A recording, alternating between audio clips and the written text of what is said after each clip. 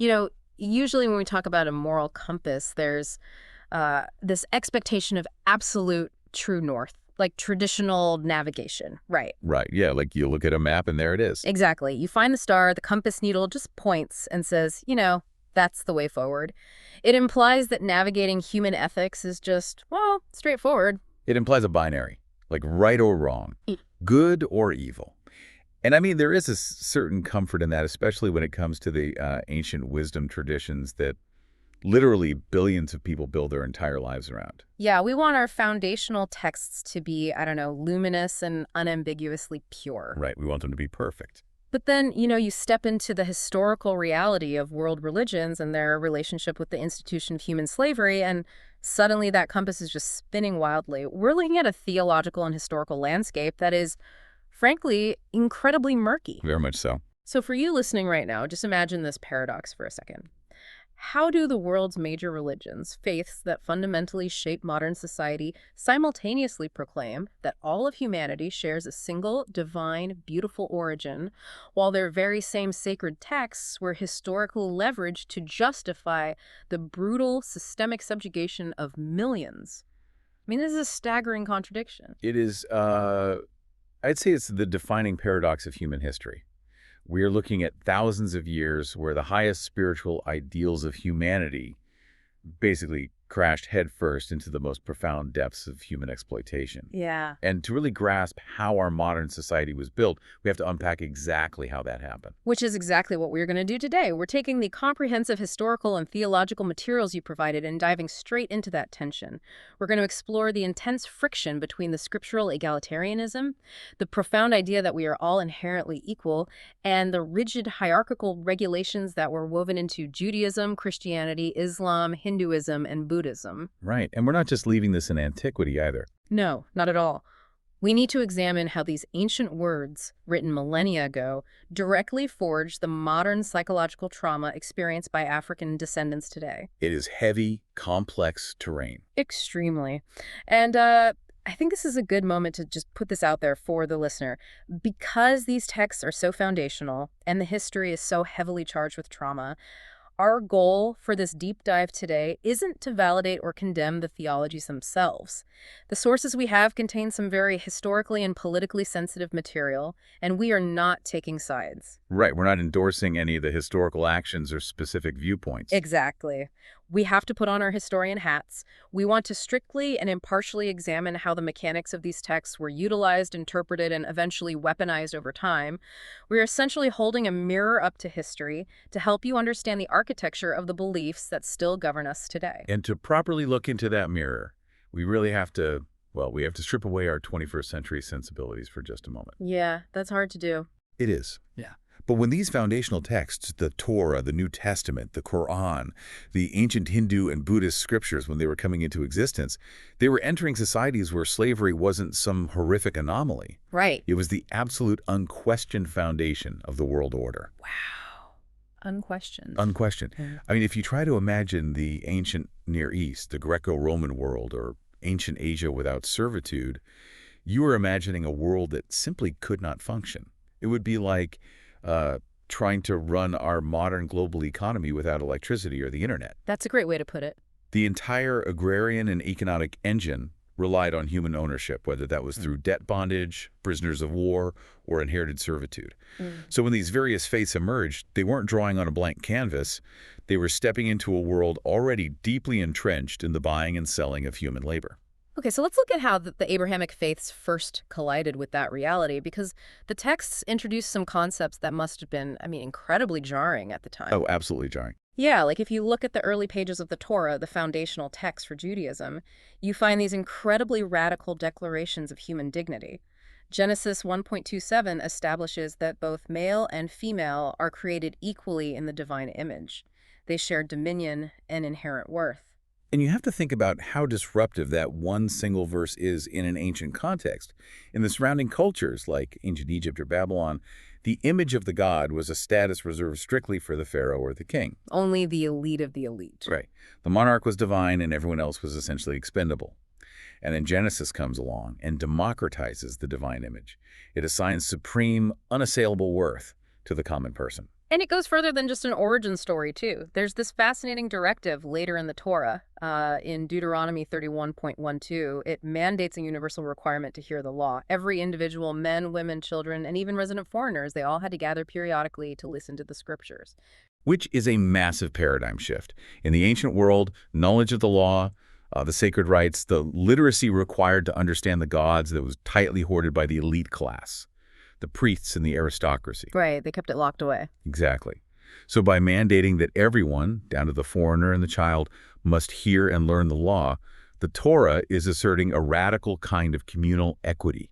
It establishes a baseline where everyone is equally responsible before the divine, which inherently means everyone possesses the intellectual and moral capacity to understand that responsibility. Right, but the text doesn't immediately translate that spiritual equality into a modern democracy, right? I mean, it still maintains a very patriarchal, hierarchical framework. There are distinct gender-based roles. Society is split into strict ritual tiers. You have the Kohanim, the Levites, the general Israelites. So you have this beautiful egalitarian ideal sitting right next to a very rigid social structure. That is the exact friction we're going to see repeatedly today. The Torah introduced a philosophical framework that fundamentally undermined ancient hierarchies, but it didn't dismantle the social tiers overnight. It couldn't. Because society would have collapsed. Right. Instead, it built a regulatory framework around them. And we see that same philosophical disruption explode in the New Testament. The Christian texts emphasize a profound spiritual equality that must have sounded like absolute treason in the Roman Empire. Oh, without a doubt. Like Galatians 3.28 is probably the most famous example of this. It says, "There is neither Jew nor Gentile, neither slave nor free, nor is there male and female, for you are all one in Christ Jesus." Just uttering those words in the Roman Empire, an empire literally built on the backs of millions of enslaved people, with a rigidly enforced class system and an absolute patriarchy where the male head of the household held the power of life and death over everyone else, it is an astonishingly subversive statement. Yeah. It completely levels worldly distinctions in the spiritual realm. And you actually see it playing out in the actual practices of the early church. Look at Acts 2, where the text says the Spirit is poured out on all people, with sons and daughters prophesying equally. Or Romans 16, where the Apostle Paul is publicly commending female leaders. Right, he names them directly. Yeah, he refers to a woman named Phoebe as a diakonos, a minister or deacon, and a woman named Junia as an apostolus, an apostle. And so the early church practices, at least in those initial decades, reflected a real attempt to live out that Galatians verse. The egalitarian interpretation views these early practices, alongside the original Genesis creation narrative, as the true divine design, a partnership without hierarchy. But then things changed. Right, as the church institutionalized and integrated with the Roman state, those radical flattened hierarchies began to conform back to the patriarchal norms of the era. Which brings us to the Quran. The egalitarian ethos there is incredibly profound, too. Surah An-Nisa 4.1 declares that humanity was created from a single soul. Men and women share the exact same spiritual origin. The Quran explicitly rejects the idea of inherent biological or ethnic inferiority. It demands strict impartiality and fairness before the law, regardless of wealth or social status. And Surah Al-Hujurat 49.13 takes an absolute sledgehammer to tribalism. It states that people were made into nations and tribes specifically to know one another, not to despise one another. It establishes that the only measure of superiority in the sight of God is righteousness, or taqwa. Piety becomes the only metric of human worth. And the Prophet Muhammad made this remarkably explicit in his farewell sermon. Yeah, the sources highlight this heavily. The historical documents record him stating unconditionally that no Arab has any superiority over a non-Arab, nor a non-Arab over an Arab. Furthermore, no white person has superiority over a black person, or a black person over a white person. He said people are equal like the teeth of a comb. I love that. That is such a vivid metaphor. Equal like the teeth of a comb. It really is. Okay, let's unpack this for a second. So when we look at Judaism, Christianity, and Islam, we see these incredibly aggressive assertions of universal equality. It's almost like a corporate mission statement that preaches a perfectly flat hierarchy. Okay, I see where you're going. Like, you walk into the lobby and the plaque on the wall says, "Every voice matters equally. We are all one family." Right. But then you actually get hired, they hand you the actual employee handbook, and it is full of strict tiers, rigid protocols, who reports to whom, and who is actually allowed to speak in the boardroom. That captures the dynamic perfectly. Yeah. The mission statement of these faiths was undeniable spiritual dignity. But the employee handbook, the daily societal laws, had to manage the world as it actually functioned. And the ancient world functioned on servitude. Wow, yeah. These texts didn't mandate human rights in the 21st century sense because the socio-economic infrastructure to support widespread individual liberty simply did not exist. Instead, they attempted to regulate, restrain, and civilize the existing social order. So, if everyone is equal in spirit, what did slavery actually look like in the fine print of these texts? This is a crucial distinction we need to make for the listener, right? Between the ancient labor practices regulated by these scriptures and the modern horrors we associate with the transatlantic slave trade. Oh, they are separated by a massive chasm, both legally and morally. Ancient servitude, while obviously still a severe deprivation of liberty, operated under a vastly different set of assumptions than modern chattel slavery. Right. Let's dig into the Talmudic law first. The records show that the Talmud treats the concept of slavery more like a ridiculously strict labor contract, especially for what they called Hebrew slaves. Which usually meant an Israelite who was working off a severe debt or paying restitution for a crime they couldn't afford to pay back. Right. And the regulations were so heavily stacked in favor of the servant that the Talmud itself acknowledges the paradox. In Tractate Kedushin 20a, it famously states, "One who acquires a Hebrew slave actually acquires a master for himself." Yeah, that line always catches people off guard. I mean, it caught me off guard. How does a master become a servant to his own slave? Through the absolute mandate of equal or better treatment. The Talmudic laws required that masters provide the same quality of food, lodging, and bedding for their servants as they did for themselves. Really? Yes. Yeah. If the household had only one good pillow, the servant was entitled to it. If the master drank fine wine, the servant drank fine wine. The dignity of the individual, rooted in that Genesis image of God concept, could not be overridden by their economic status. Wow. And the anti-abuse laws were incredibly sharp, right? If a master permanently injured a servant, even something as relatively minor in the ancient world as knocking out a single tooth or blinding an eye, it triggered immediate mandatory manumission. Exactly. The servant was instantly freed, just for a tooth. Yes. Furthermore, the entire system of Hebrew servitude was designed with a definitive expiration date.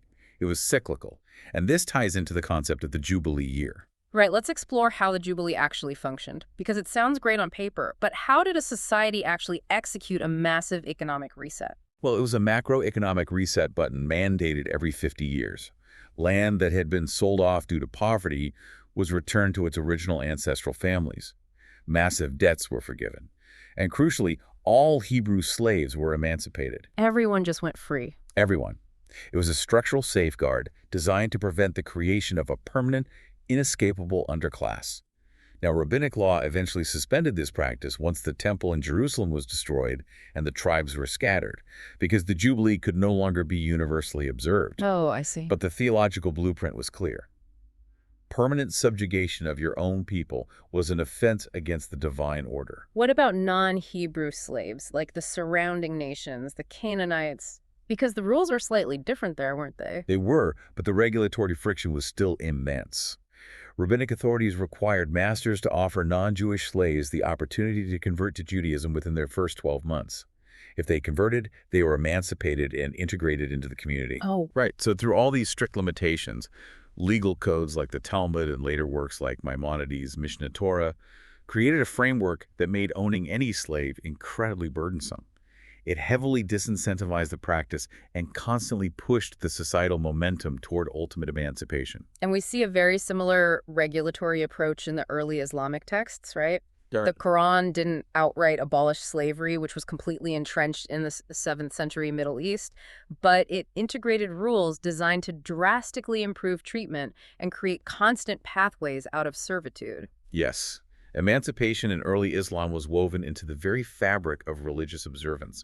The Quran frequently prescribes freeing a slave as an act of penance or expiation for sins. So if you did something wrong. Right. If a believer broke a major oath or made a grievous error, freeing a slave was a primary way to restore their moral balance with God. That is fascinating. It effectively tied the spiritual salvation of the master to the physical liberation of the slave. Exactly. And in Surah An-Nur 24.33, the Quran established a legal mechanism called a mukataba. It allowed enslaved people to legally purchase their own freedom if they had the means. And crucially, The master was directed to accept this contract and even help them financially to achieve it. Wow. There's also a critical point the sources make about the demographics of Islamic servitude. It was racially indiscriminate. Very important point, yes. The terms used in the Quran, like abd for a male slave or ama for a female slave, they don't categorize by race or geography. Historically, enslaved people in the early Islamic world came from everywhere. They were Arabs, Europeans, Slavs, and sub-Saharan Africans. It was an equal opportunity tragedy, usually a result of war captivity or debt, rather than racial targeting. And this brings us to the core distinction between the ancient world and the modern nightmare. Ancient servitude was primarily a socioeconomic condition. It was a harsh, unforgiving way to manage debt, handle prisoners of war, or absorb conquered populations. But it generally recognized the fundamental humanity of the servant, retained legal protections, and contained built-in pathways to freedom. Okay, but I have to ask the obvious question here, though. Yeah. If the Talmud and the Quran made it so legally burdensome, so costly, and so morally complicated to own a human being, why didn't these divine texts just explicitly ban it altogether? Why leave the door open even a crack? It is the most natural question we can ask from our modern vantage point.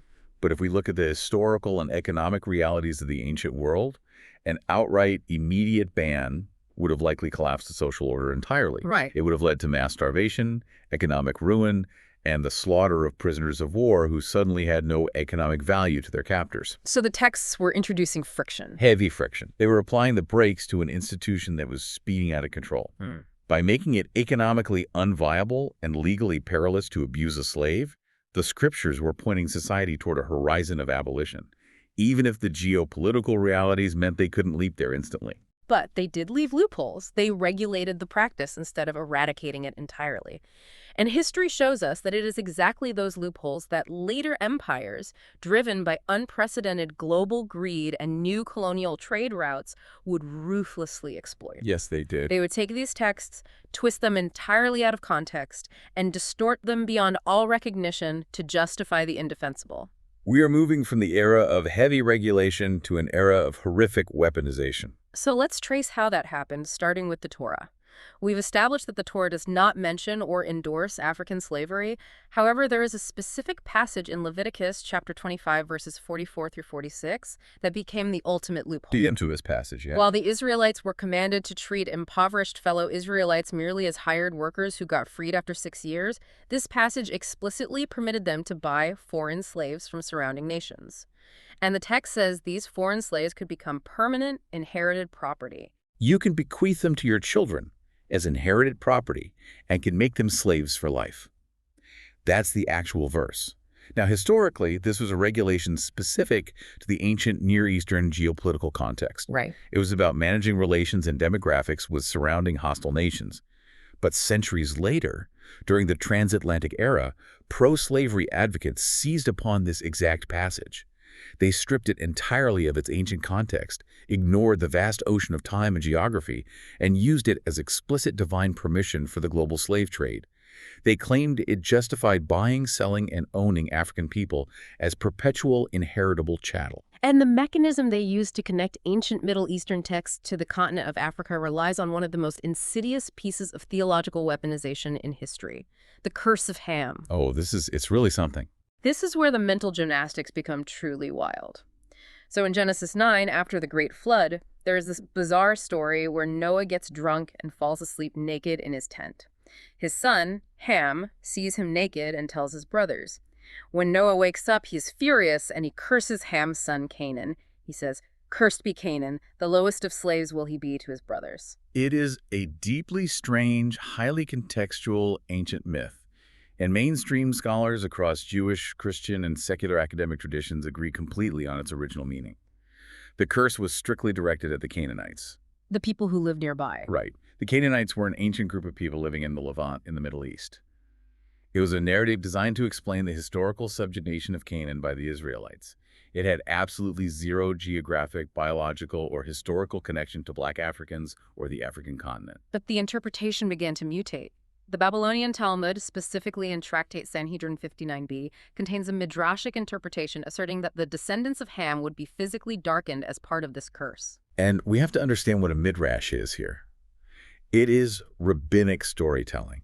It's a form of commentary used to fill in narrative gaps or explain the world. That specific Talmudic text predates the transatlantic slave trade by many centuries. Right. It was not originally describing modern concepts of race, nor was it attempting to justify a global slave trade. It was ancient folklore trying to explain why different populations had different skin colors. But then you jump forward to the 18th and 19th centuries. Pro-slavery advocates, primarily European and American Christians looking for a way to sleep at night while running a brutal empire, they dug this obscure folklore up. They absolutely did. They selectively fused this midrash with the Genesis text, completely ignored the fact that the actual biblical curse was on the Middle Eastern Canaanites, and built a massive false theological architecture. Yes. They claimed that Black Africans were the cursed descendants of Ham. Therefore, they argued, the brutal race-based chattel enslavement of millions of people wasn't a crime. It was literally fulfilling a divine mandate. The pathology of this selective reading is terrifying. Yeah. I mean, we are talking about historical slaveholders who needed to justify an economic atrocity that was making them unimaginably wealthy. It was all about the money. The global economy of sugar, cotton, and tobacco depended on an endless supply of free, expendable labor. So they mined the scriptures for anything they could weaponize. They took verses like Ephesians 6.5 or Colossians 3.22, where the Apostle Paul tells servants to obey their earthly masters, and they hammered those isolated verses into the minds of the enslaved to enforce compliance and break their spirits. The audacity is staggering because to pull this off, they had to actively suppress other parts of the very same Bible. Like abolitionists at the time were shouting from the rooftops about Exodus 21.1 cease. That verse mandates the absolute death penalty for man-stealing, for kidnapping a person and selling them. Which is the exact operational model of the transatlantic slave trade.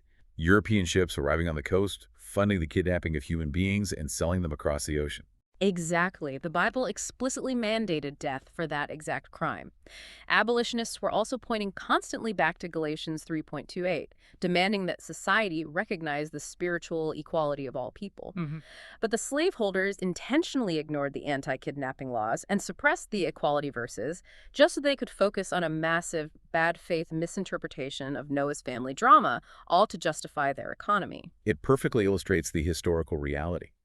The transition from the racially indiscriminate ancient servitude regulated by the text to the targeted, racially exclusive transatlantic and trans-Saharan chattel systems was not driven by scriptural decree. It was driven by cultural supremacy, by imperial expansion, and above all, by insatiable economic greed.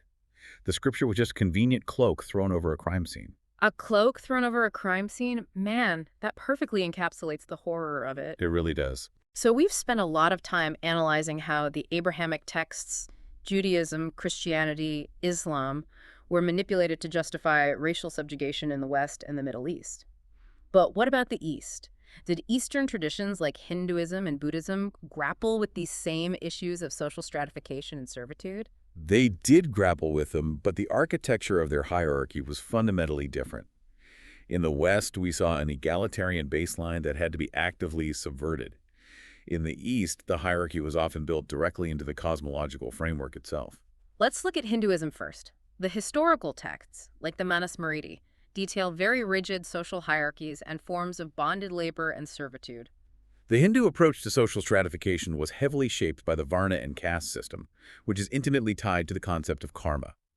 In this worldview, your societal role, which could include severe forms of bonded labor, was not seen as a random accident of birth or a punishment for an ancient curse. It was viewed as cosmically ordained. A direct result of actions in past lives. Exactly. The hierarchy was the natural order of the universe. But the records make a very key distinction here. While these texts enforced strict, sometimes brutal hierarchy, they did not explicitly endorse the concept of transcontinental chattel slavery as it was practiced in the West. Right, it was a different methodology of exploitation.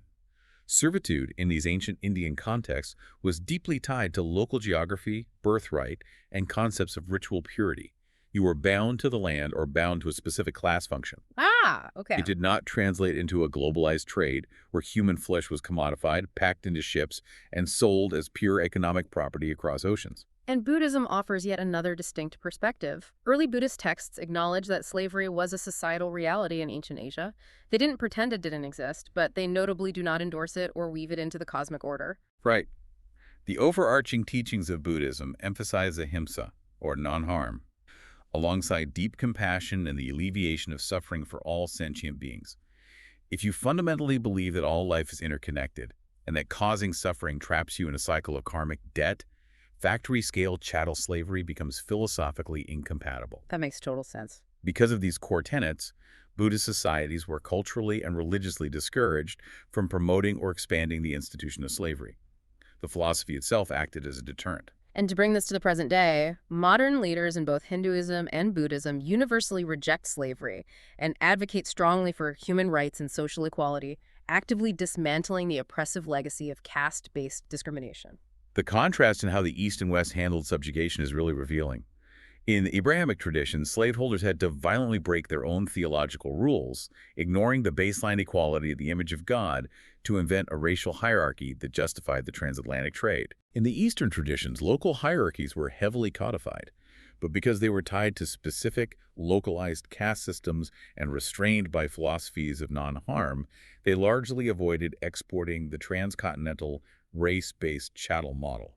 But the underlying human flaw remains tragically consistent. I mean, whether a civilization is drafting a strict debt labor contract or defining a karmic social tier or twisting ancient myths to justify stealing human beings across an ocean, humanity's drive to exploit those perceived to be below them is a historical constant across all geographies and all faiths. Every major religion has had to wrestle with our inherent greed and our desire to dominate one another. It is the shadow side of the human condition. Which brings us to the most crucial part of our discussion today. We've traced this incredibly dark historical evolution. We witnessed the horrific weaponization of sacred texts to build the transatlantic nightmare. Today, thankfully, global abolitionist movements have outlawed chattel slavery worldwide.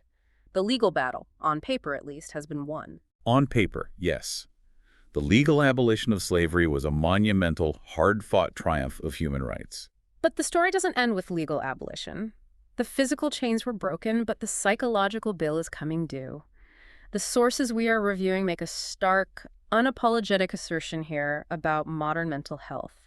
They assert that religions are still at the heart of intra- and interracial segregation, and that they still contain the justification for the psychological enslavement of people of African descent. Yes. The phrase that anchors this whole concept in the text is, "Yesterday's trauma is manifesting itself today." Yesterday's trauma is manifesting itself today. Right. We really need to unpack the profound cognitive dissonance that intergenerational religious trauma creates.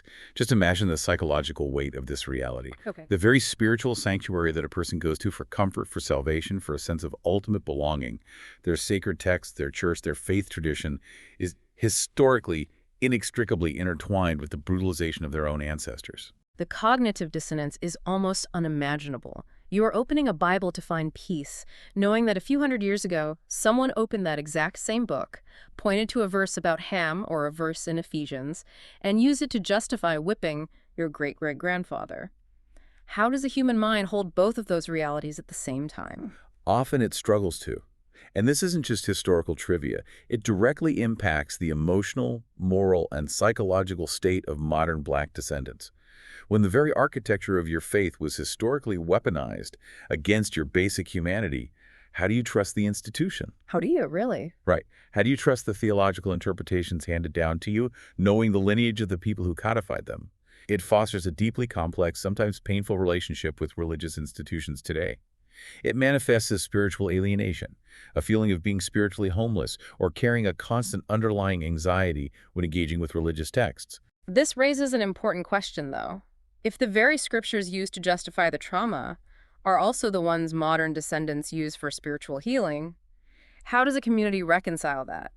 How do you separate the divine essence, the original message of love and equality, from the centuries of man-made exploitation and weaponization? It is arguably the defining theological challenge for many communities of African descent today. And the pathway forward, as we see emerging in modern theology, is a rigorous, active process of reclamation. Reclamation, like taking the text back from the people who hijacked it. Precisely. It is about bypassing the centuries of distorted colonial interpretations and reaching all the way back to the foundational egalitarianism we discussed at the very beginning of this deep dive. Yeah. Modern believers reclaim Galatians 3.28, neither slave nor free. Right. They reclaim the Quranic emphasis on a single soul, or the prophet's farewell sermon. They used the text's original radical assertions of divine dignity as the very antidote to heal the psychological wounds inflicted by the weaponized curse of Ham prejudice. They are essentially saying, the text itself wasn't the problem. Your greedy, racist, bad faith interpretation of the text was the problem. We are reclaiming the divine essence that you tried to obscure. That's exactly right. It is a massive restoration project of the soul. But we have to acknowledge that it requires immense psychological and emotional labor. It acknowledges that the historical trauma isn't just in the past. It is real, present, and actively shaping the mental health landscape today.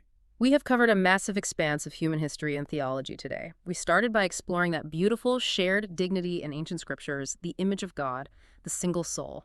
We saw how ancient societies, heavily dependent on servitude, created strictly regulated labor contracts, like the Talmudic laws that essentially made the master a servant to the servant's needs. Yeah. And then we analyzed how those ancient regulations were ultimately twisted, ignoring anti-kidnapping laws and manipulating myths like the Curse of Ham to build the horrific machinery of transatlantic chattel slavery. And we contrasted that Western weaponization with the built-in social hierarchies of Eastern traditions like Hinduism and Buddhism, which managed labor and caste without exporting a transcontinental chattel model. Right. And finally, we confronted the lingering shadow of it all, the deep religious trauma that continues to impact modern Black mental health today as communities labor to reclaim their spiritual heritage from the grip of historical exploitation. It's a journey that forces us to realize our moral compass needs constant recalibration. It does. And as we finish our deep dive today, I want to leave you with one final thought to mull over. We discussed earlier how ancient texts contain built-in mechanisms for physical emancipation. The Torah had the Jubilee year, an automatic societal reset where debts were wiped clean and slaves went free. Yeah. The Quran had the expiation of sins, where freeing a slave actively restored a society's moral balance. These were built-in reset buttons to prevent permanent subjugation. Right, they were safety valves. So here's the question. If the ancients intuitively understood that society periodically required a massive structural reset to physically emancipate people, what is the modern equivalent for psychological emancipation? How do modern societies and modern religious institutions enact a jubilee for the mind? Wow. How do we actively, systematically free ourselves from the centuries-old misinterpretations, the inherited biases, and the generational traumas that still quietly shape our prejudices today? Because until we figure out how to wipe that slate clean, the past will always dictate the future.